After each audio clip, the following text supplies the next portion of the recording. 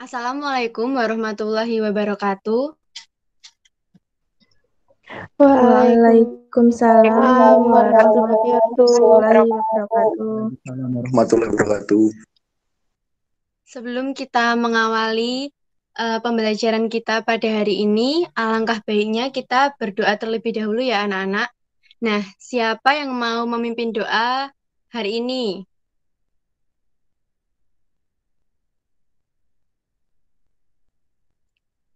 Gak ada? Doni, Bu, Doni. Oh iya, silahkan Mas Doni. Malu ya, Bu. Ya udah, Mbak Puput aja. Mari teman-teman, sebelum kita memulai pelajaran hari ini, kita berdoa terlebih dahulu. Berdoa, mulai. Berdoa, selesai. Nah, jadi anak-anak, sebelumnya Ibu mau bertanya dulu ya, gimana kabar kalian hari ini? Alhamdulillah baik, Bu. Alhamdulillah baik, Bu.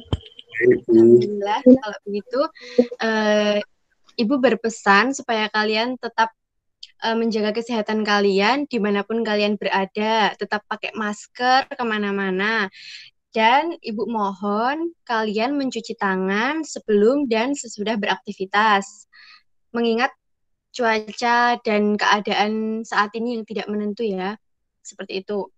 Nah, ada yang tahu nggak hari ini kita mau belajar tentang apa? Enggak tahu, Bu. Belum baca materi nih pasti ya. Nah, jadi hari ini kita mau bercerita nih. Kita mau pembelajaran hari ini tuh kayak menyenangkan aja. Kita enjoy, sharing-sharing kayak gitu. Nah, sebelumnya ada yang tahu nggak sih cerita itu apa?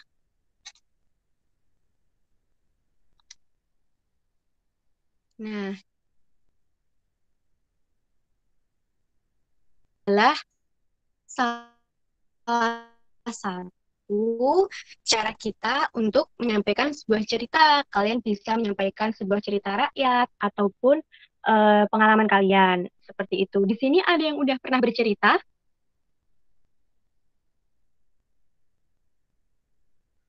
Saya pernah, Bu. Oh, Mas Doni, cerita tentang apa, Mas?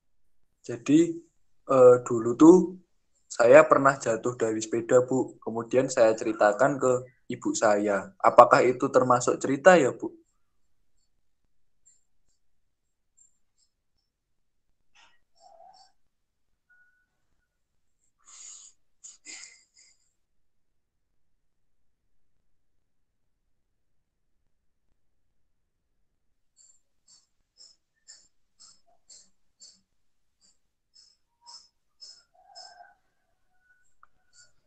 Bu Melinda.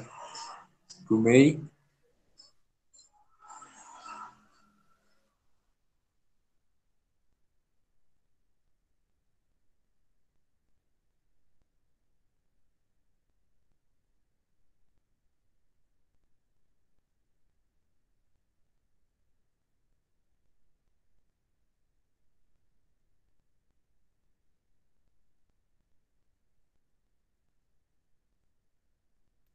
Maaf ya anak-anak, tadi Ibu terkendala sinyal sebentar. Nah, kita lanjutkan sampai mana ya tadi? Mas Doni ya, cerita yang jatuh dari sepeda. Iya, Ibu. Iya, monggo dilanjutkan dulu. Jadi dulu tuh saya pernah jatuh dari sepeda. Kemudian eh, bagaimana saya jatuh ke sepeda itu saya ceritakan ke ibu saya. Apakah itu termasuk cerita, Bu? Iya, bisa itu cerita mengenai pengalaman Mas Doni jatuh dari sepeda kan? Iya, Bu. Nah, itu termasuk pengalaman yang apa? Menyedihkan, apa menyenangkan? Menyedihkan. Iya. Ya udah, langsung aja kalau gitu. Hari ini Ibu bakal cerita tentang salah satu cerita rakyat. Ada yang bisa nebak hari ini Ibu mau cerita apa? Nggak tahu, Bu. Kalau dari gambar ini, kalian bisa cerita ini gambar siapa dan siapa?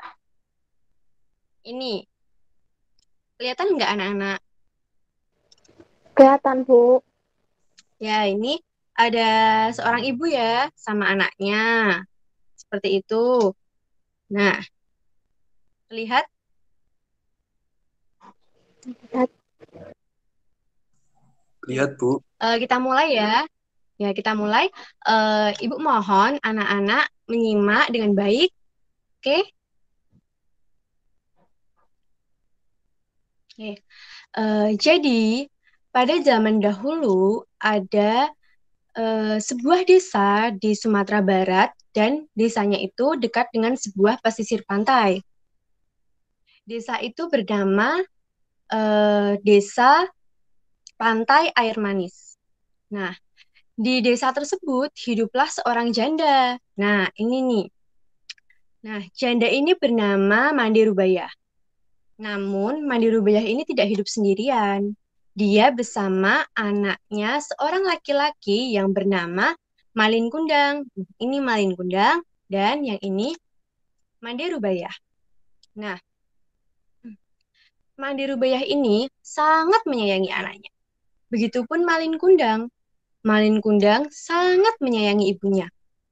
Nah, akhirnya si Mandi Rubayah ini bekerja keras. Setiap hari dia berjualan kue keliling untuk membiayai kehidupan si Mande dan si Malin Kundang ini kesehariannya. Namun suatu hari si Malin Kundang ini jatuh sakit. Nah, si Mandi Rubayah ini bingung. Harus cari uang kemana aku? Seperti itu kata Mandi Rubayah. Sedangkan perekonomian keduanya ini terbilang sangat kurang seperti itu. Akhirnya Mandi Rubayah ini bekerja dari pagi sampai sore untuk membiayai pengobatan Malin Kundang. Akhirnya setelah kerja keras dari Mandi Rubayah, nah si Malin Kundang ini sembuh dari sakitnya. Beberapa tahun kemudian, Malin Kundang tumbuh menjadi seseorang yang dewasa. Nah, ketika Malin Kundang dan ibunya berjalan ke pesisir pantai, seperti itu ya suara angin di pesisir pantai. Nah, akhirnya mereka melihat sebuah kapal yang besar. Kapal itu jarang sekali datang di pesisir pantai Air Manis. Nah, pada saat kapal itu datang, Malin Kundang langsung berpikir, oh, apakah aku merantau saja? Seperti itu kata si Malin Kundang. Akhirnya, ia berkata terhadap ibunya. Si Malin Kundang ini minta izin sama ibunya. Bu, boleh tidak kalau aku ini merantau? Seperti itu perkataan Malin Kundang. Akhirnya, ibunya menjawab, jangan nak, jangan engkau merantau. Nanti ibu sendirian. Ibu tidak mau hidup di sini sendirian. Ibu kesepian, nak. Seperti itu pinta Mandi Rubayah. Akhirnya, Malin Kundang terus membujuk ibunya. Ia kemudian berkata lagi, Bu, aku mohon, jarang sekali ada kapal yang besar datang ke sini. Maka dari itu, sesekali ada, aku ingin hidup merantau. Seperti itu, Malin Kundang meyakinkan ibunya. Akhirnya, Mandi Rubayah mengizinkan. Mandi Rubayah berkata, baiklah nak, hati-hati. Jika ada apa-apa, mohon kabari ibu. Mandi Rubayah ini tidak bisa memberikan sesuatu untuk mengantarnya ke perantauan. Namun, Mandi Rubayah membawakan sebungkus nasi untuk Malin Kundang. Setiap hari, Mandi Rubayah selalu berusaha untuk datang ke pesisir pantai. Dia berharap agar si Malin Kundang ini cepat pulang kembali. Namun apa? Mandi Rubayah tidak mendapatkan apa-apa. Dia tidak mendapatkan sebuah pesan, dia tidak mendapatkan sebuah kepastian bagaimana kabar Malin Kundang. Malin Kundang pun tak pernah datang sama sekali ke pesisir pantai. Setiap sore, Mandi Rubayah selalu datang ke pesisir pantai. Akhirnya, karena si Mande Rubaiyah ini sudah tidak kuat, tidak tahan karena ia merasakan rindu dengan temannya, rindu dengan anaknya, maksud ibu. Nah, si Mande Rubaiyah ini berkata, "Ya Tuhan, tolong temukanlah aku dengan anakku." Seperti itu katanya setiap hari. Akhirnya dia bertanya ke sana kemari, bertanya kepada nahkoda yang datang. Ia bertanya, "Apakah kalian mengenal anakku? Ini anakku. Ini foto anakku. Ini Malin Kundang. Apakah kalian mengenalnya?" Namun apa? Tidak ada satupun yang mengenal Malin Kundang. Akhirnya, karena si Mande Rubaiyah ini sudah lelah, setiap hari nyari, tapi nggak ketemu. Nggak ada kepastian nih, anaknya di mana si Mande nih. Akhirnya, Mande pulang. Nah, keesokan harinya, ada seorang nahkoda yang datang ke rumah Mande Rubaiyah. "Mande, aku kesini karena aku melihat anakmu." Seperti itu perkataan nahkoda. Akhirnya, Mande Rubaiyah keluar. "Kamu melihat anakku di mana?" Seperti itu perkataan Mande. Lalu nahkoda menjawab lagi, "Aku tidak tahu di mana, tapi yang jelas anakmu itu adalah menantu dari seorang bangsawan. Dia sekarang hidup bahagia. Ia hidup kaya raya." Seperti itu perkataan nahkoda.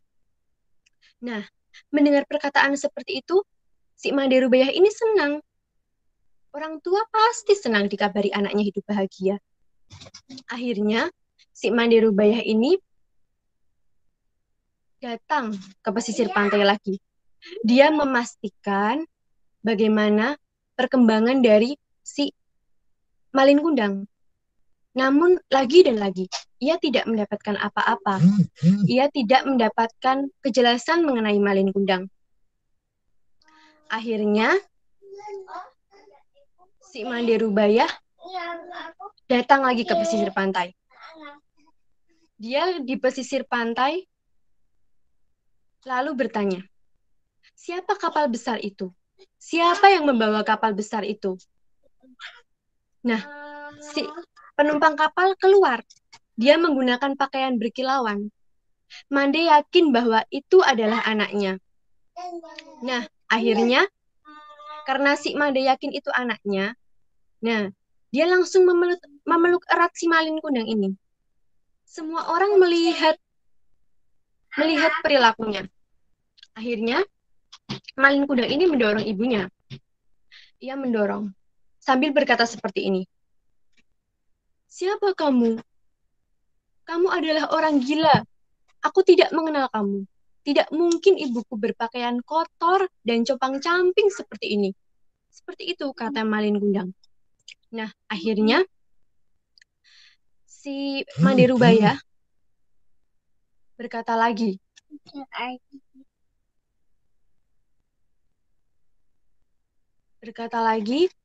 meyakinkan lagi, "Aku ini ibumu, Nak.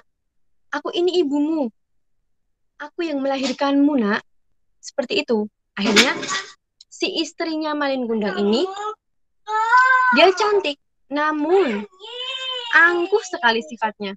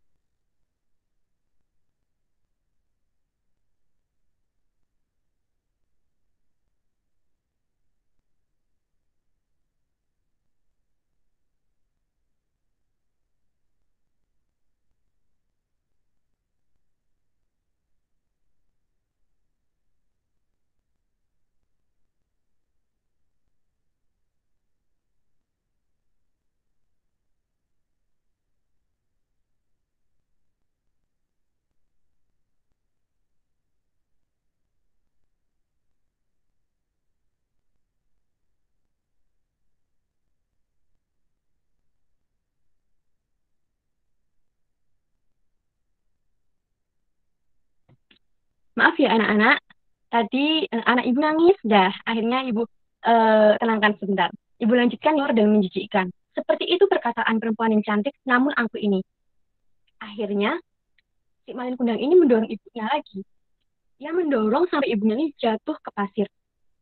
Si Mande ini sakit hati karena didorong oleh anaknya sendiri. Akhirnya Mande pulang.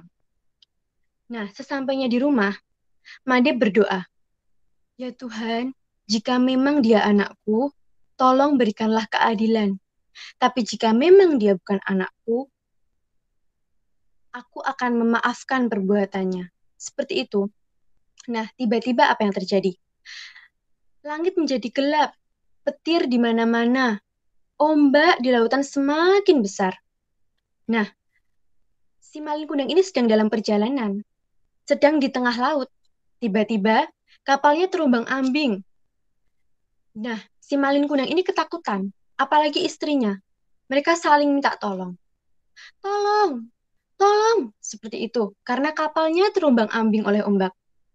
Namun tidak ada yang menolongnya. Akhirnya, kapalnya terguling, terseret sampai pesisir pantai. Namun apa? Sampai di pesisir pantai, nah, kapalnya ini hancur.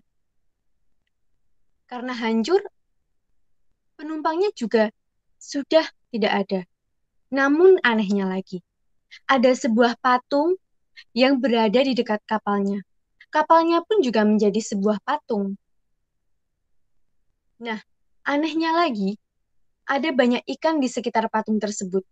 Konon, ikan itu adalah istri dari Malin Kundang yang sedang mencari Malin Kundang. Nah, di mana Malin Kundang? Orang di sana menduga bahwa patung di sekitar kapal tersebut adalah patung dari tubuh Malin Kundang. Mengapa Malin Kundang dapat menjadi patung? Karena perbuatan Malin Kundang ini dengan ibunya. Nah, seperti itu anak-anak ceritanya. Apakah kalian masih ada? Kalian nggak tertidur kan? Masih, Bu. Tidak, Baik, Bu. Tidak, Bu. baik. Nah, ya. Jadi gimana cerita Ibu hari ini? Ini cerita tentang apa? Ini menyedihkan, menghibur, atau menyenangkan? Cerita tentang Malin Kundang anak durhaka, Bu. Menyedihkan. Oh iya, benar sekali Mbak Puput. Nah, tadi kan Ibu sudah bercerita. Nah, siapa saja tokoh yang ada dalam cerita Ibu ini? Saya mau menjawab, Bu. Ya, silakan Mbak Diana. Tokohnya yang pertama, ibunya Malin Kundang namanya Mande Nurbayan. Nurbayah maksudnya. Terus Malin Kundang sama istri Malin Kundang. Oh ya, untuk ibunya Malin Kundang namanya Mande Rubayah ya Mbak Oh Diana. iya, Ya, iya, iya. nggak pakai Nur. Oh iya. Maaf, Bu. Ya, tidak apa-apa. Terima kasih ya Mbak Diana dan Mbak Puput. Oke, selanjutnya, tadi kan sudah disebutkan nih sama Mbak Diana. Ada 3 tokoh. Ada Malin Kundang, ada Mande Rubayah, ibunya Malin Kundang, terus ada istrinya Malin Kundang. Nah, ketiga tokoh tersebut sifatnya itu beda apa sama-sama sih? Beda, Bu. Beda. Baik Mbak Fatim, gimana sifatnya menurut Mbak Fatim? Kalau ibunya Malin Kundang, itu sifatnya dia penyayang, pekerja keras. Tapi kalau Malin Kundang, dia sifatnya durhaka dan tidak tahu balas budi. Terus kalau istrinya Malin Kundang itu dia punya sifat yang angkuh.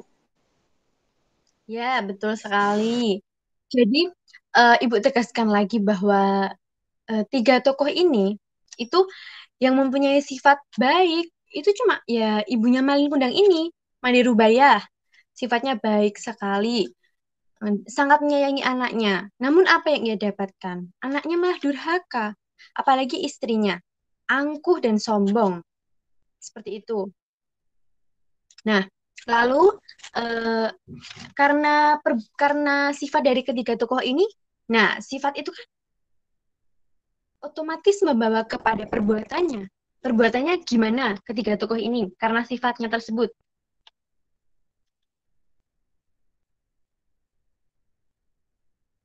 Baik, ada yang mau menjawab? Kalau tidak ada yang mau menjawab, bisa Ibu bantu untuk menjawab nih.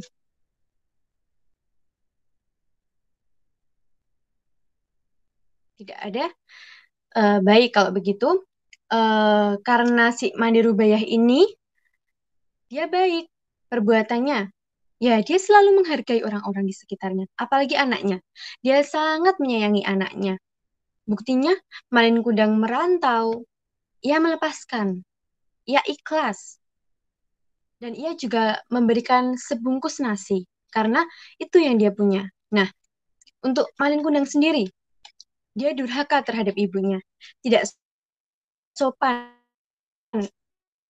Walaupun awalnya dia rajin, tapi karena dia termotivasi oleh hal-hal yang membuatnya bahagia, nah si Malin Kundang ini jadi tidak baik sikapnya terhadap ibunya. Seperti itu. Nah, untuk istrinya Malin Kundang ini, dia sombong. Dia tidak menghormati mertuanya sendiri, yaitu Mandi Rubayah. Padahal Mandi Rubayah ini adalah ibu dari suaminya, Malin Kundang. Seperti itu. Nah, untuk akibatnya nih, karena perbuatannya yang seperti itu, akibatnya apa yang terjadi? Ada yang tahu? Akibat dari perbuatannya? Mas Doni, kalau nggak Mbak Agnes, apa tahu akibat dari perbuatannya? Akibat izin menjawab boleh, Bu. Ya, silahkan. Akibat perbuatan Malin Kundang yang durhaka sama ibunya, eh, dia kemudian dikutuk jadi batu. Oh iya, karena durhaka seperti itu. Karena doa ibu itu sangat mujarab seperti itu.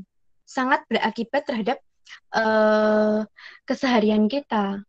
Contohnya, kalau kalian ujian, kalian kan pasti minta restu orang tua agar diberikan nilai yang baik seperti itu. Nah, selanjutnya, eh, apa setelah kita mengetahui nih mengenai tokoh, tentang apa cerita, sifat tokohnya gimana, perbuatannya gimana, akibatnya gimana. Nah, hubungannya dengan kehidupan kita sehari-hari itu apa? Dari perbuatannya yang seperti itu, akibatnya fatal. Nah, dan hubungannya menjadi apa antar orang tua dan anak ini? Apakah ada yang bisa menjelaskan hubungan cerita ini dengan keseharian kita? Saya, Bu. Ya, monggo Mbak Agnes. Kita tidak boleh menyerah kepada orang tua sama mengikuti apa yang diperintahkan oleh orang tua. Ya, eh, ini baru adzan. Bagaimana kalau kita berhenti sebentar? Boleh, Bu. Boleh, Bu. Ya, untuk baik. Nah, untuk jawabannya Mbak Agnes nanti akan Ibu tanggapi setelah adzan ini ya, Mbak. Iya, Bu.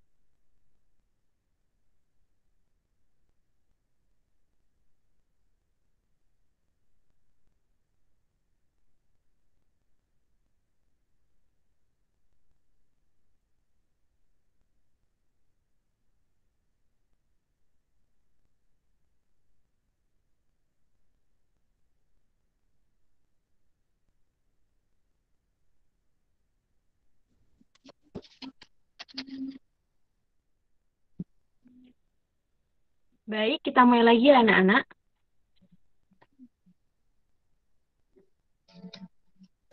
Ya, Bu. Ya, tadi sampai bagaimana cerita Malin Kundang ini hubungannya dengan kehidupan kita sehari-hari. Seperti itu ya? Iya, Bu. Ya, ya. Lalu tadi telah dijawab oleh Mbak Agnes. Seperti itu. Tadi ada berapa poin, Mbak Agnes?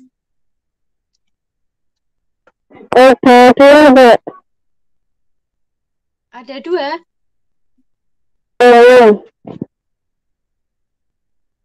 Ya, baik. Jadi, benar ya bahwa hubungannya terhadap kehidupan sehari-hari itu kita sebagai anak seharusnya lebih menghormati orang tua. Karena kembali lagi bahwa ridho Allah itu terletak pada ridho orang tua. Seperti itu ya. Nah, si Malin Kundang ini dalam cerita dia durhaka terhadap ibunya. Lalu dia dikutuk menjadi sebuah batu. Bukan dikutuk sepertinya, namun karena doa ibu itu baik dan terkabul.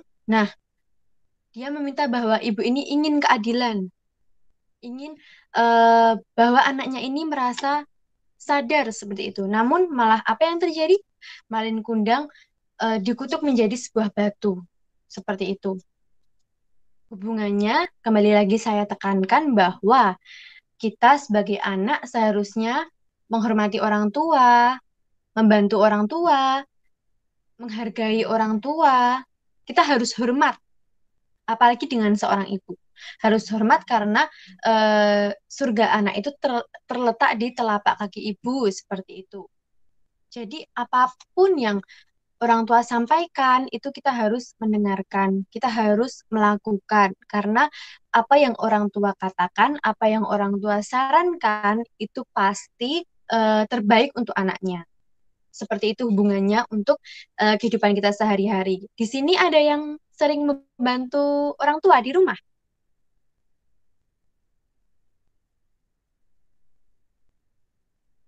Oh, enggak. Mas Doni geleng-geleng ya, berarti enggak pernah bantuin.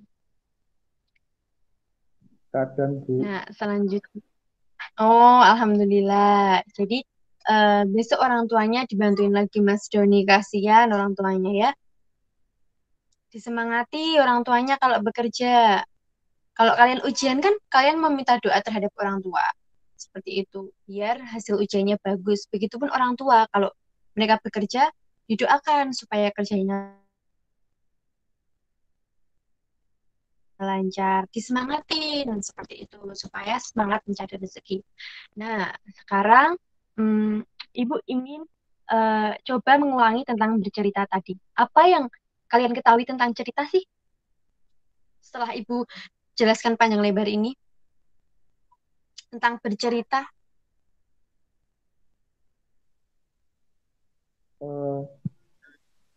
Runtutan peristiwa. Ya, terus apa lagi? Karena di dalam cerita itu ada alur. Seperti itu. Lalu ada apa lagi yuk? Ada tokohnya. Ya, betul sekali ada tokohnya. Nah, terus di dalam cerita itu ada nasihat nggak sih? Pesan Ada. seperti itu? Ya. Ada. Baik. Nah, Ibu mau tanya nih, kalau yang di Malin Kundang tadi pesannya apa?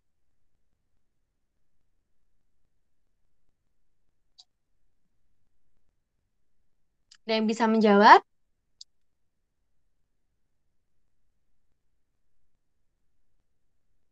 Nah, Berbakti sama orang tua. ya, betul sekali, menghormati orang tua, seperti itu. Nah, jadi bercerita ini adalah salah satu cara kita menyampaikan sebuah cerita, seperti yang Ibu lakukan barusan, seperti itu. Nah, bercerita ini juga cara Ibu menyampaikan ilmu pengetahuan terhadap kalian. Jadi bercerita ini juga termasuk metode seperti ini. Supaya kalian tahu pelajaran hari ini, oh mungkin Ibu harus menyampaikannya dengan cara bercerita seperti itu. Bercerita itu tidak hanya untuk menyampaikan informasi, untuk menyampaikan pengalaman atau menyampaikan cerita sendiri, namun juga bercerita ini juga termasuk cara ibu menyampaikan materi terhadap kalian seperti itu. Nah, untuk tujuan bercerita sendiri, apa ada yang tahu tujuan bercerita itu apa?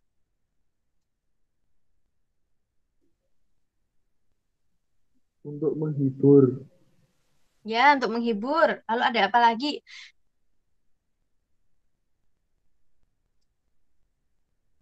Kalau sebuah cerita itu menginformasikan, bisa tidak ya? Bisa. Bisa. Ya, bisa. Seperti itu, betul. Jadi, apa guna kita bercerita?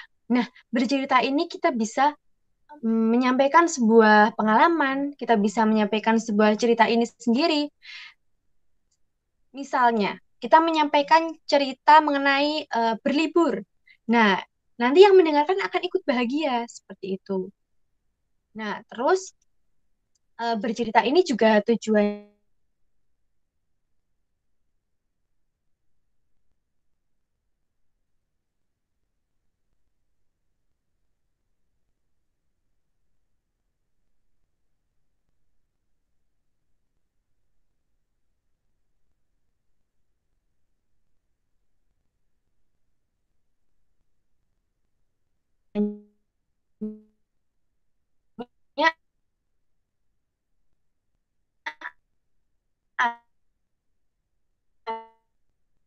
agar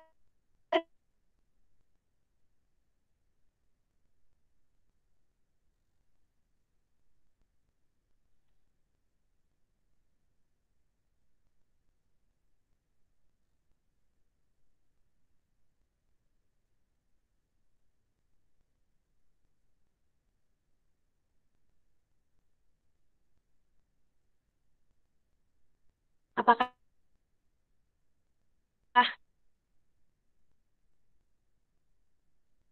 kalian sudah paham atau ada yang ingin ditanyakan?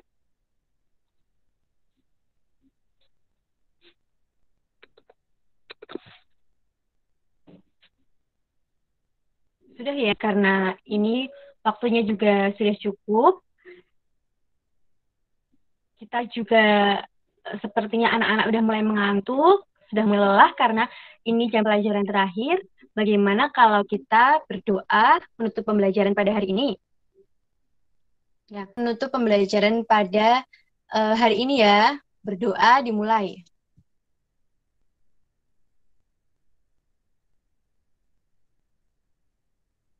Berdoa tidak dibatasi. Nah, terima kasih anak-anak sudah memperhatikan pembelajaran Ibu hari ini. Apabila ada materi yang ingin disampaikan atau kalian ingin bertanya-tanya, nah besok di pertemuan berikutnya kalian bisa bertanya kembali terhadap Ibu. Kalau tidak, kalian bisa melalui WhatsApp grup ya, seperti itu bertanya terhadap Ibu.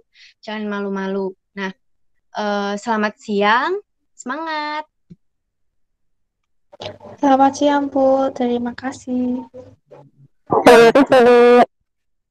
Terima kasih, Bu. Terima kasih, Bu. Ya, sama-sama.